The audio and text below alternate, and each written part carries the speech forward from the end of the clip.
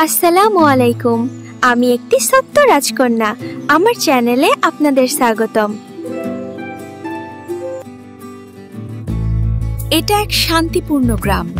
এখানে থাকে ছোট্ট তামান্না। সে খুবই মিষ্টি আর কল্পনাপ্রিয়। একদিন বাজারে গিয়ে তামান্না পেল একটা পুরনো দোকান। দোকান দাদু তাকে দিলেন এক ঝকমকে জাদুর কলম। বললেন সেই রাতে তামান্না এক বিড়ালের ছবি আঁকে।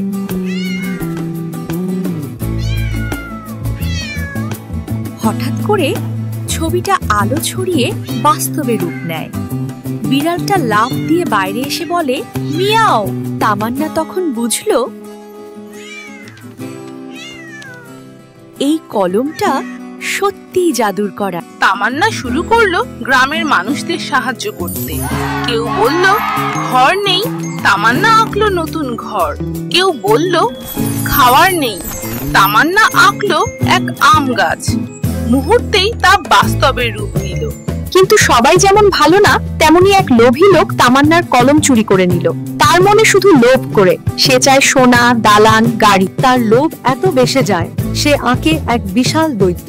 দৈত্যটা সত্যিই জেগে উঠে আর পুরো গ্রাম ধ্বংস করতে থাকে। তামান্না ভয় না পেয়ে এক নতুন কলম আঁকে, আর সেই কলম দিয়ে দৈত্যকে ধ্বংস করে।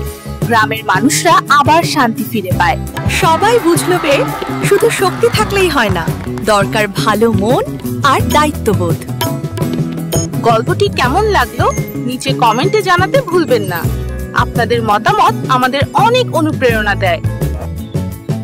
লাইক, কমেন্ট আর সাবস্ক্রাইব করে আমার পাশে থাকবেন। ধন্যবাদ।